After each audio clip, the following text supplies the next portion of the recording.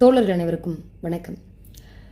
தமிழ்நாட்டில் நீ பெரிய கட்சியா நான் பெரிய கட்சியா, நீ என்ன எப்படி சொல்லிட்டியா நான் உன்னை எப்படி சொல்கிறேன் பாருன்னு நமக்குள்ளே அடிச்சுட்டு இருக்கிறப்ப, இன்னொரு பக்கம் நீ எந்த கட்சியாக இருந்தாலும் பரவாயில்ல, இன்னும் கொஞ்ச நாளில் நீ சாப்பிட்ற சாப்பாட்டுக்கே வழி இருக்காது அப்படின்னு சொல்கிற அளவுக்கான தமிழ்நாட்டு மக்களின் வாழ்வாதாரத்தை பாதிக்கக்கூடிய மிகப்பெரிய பிரச்சனை நம்மை சூழ்ந்து இருக்கிறது.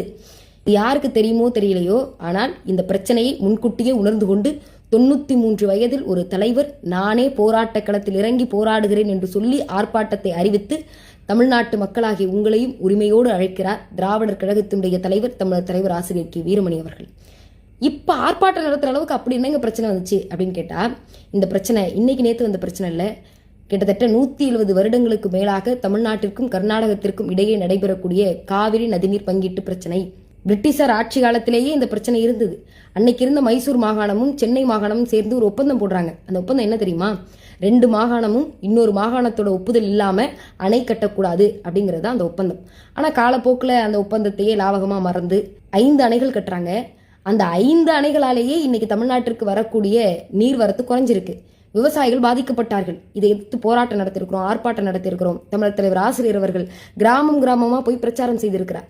உச்சநீதிமன்றத்தில் பல வழக்குகளை தமிழ்நாடு அரசின் சார்பில் பதிந்திருக்கிறார்கள். இப்படியே போயிட்டு இருக்க இதுக்கு இந்த பிரச்சனைக்கு என்னதான்ப்பா முடிவு? ஒரு காவிரி நடுவர் மன்றத்தை அமைக்க வேண்டும் என்று சொல்லி முதலாக திராவிடர் கழகத்தின் சார்பில் குரல் எழுப்பப்படுகிறது. அந்த குரலால் உச்சநீதிமன்றத்தில் வழக்கு தொடரப்பட்டு ஒரு நடுவர் மன்றமும் அமைக்கப்படுகிறது.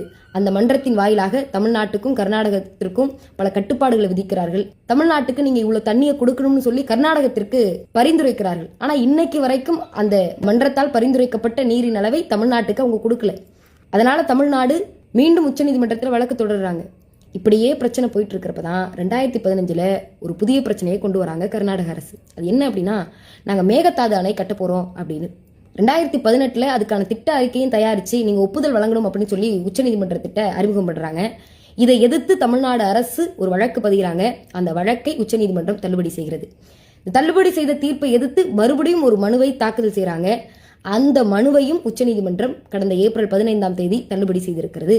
இந்த நேரத்துல தான் கர்நாடகாவினுடைய துணை முதல்வர் டி. கே. சிவகுமார் அவர்கள் சொல்கிறார், நாங்க மேகதாது அணையை கட்டியே திருவோம் அப்படின்னு.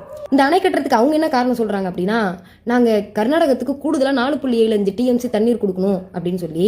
நம்மளோட கேள்விலாம் என்னன்னா, கர்நாடகாவிற்கு கூடுதலா 4.75 டிஎம்சி தண்ணீர் அதிகமா கொடுக்கணும் அப்படிங்கிறதுக்காக 67.5 டிஎம்சி கொள்ளளவு கொண்டிருக்கக்கூடிய இந்த அணையை ஏன் கட்டணும்? அப்ப இது முழுக்க தமிழ்நாட்டில் இருக்கக்கூடிய விவசாய பெருங்குடி மக்களின் வாழ்வாதாரத்தை பறிக்கக்கூடிய ஒரு செயல்.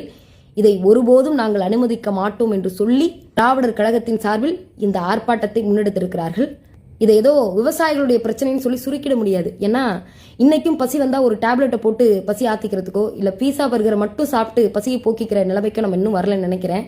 பசி வந்தா உடனடியாக விவசாயிகள் உற்பத்தி செய்து தரக்கூடிய அந்த நெல்மணியை தான் இன்னைக்கு நம்ம நம்பி இருக்கிறோம். அப்பேற்பட்ட விவசாயிகளுடைய வாழ்வாதாரத்தை பாதுகாப்பது ஒட்டுமொத்த தமிழ்நாட்டு மக்களுடைய வாழ்வாதாரத்தை பாதுகாப்பதற்கு சமம்.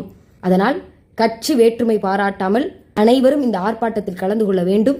ஒத்த கருத்துடைய தோழர்கள் வாருங்கள்.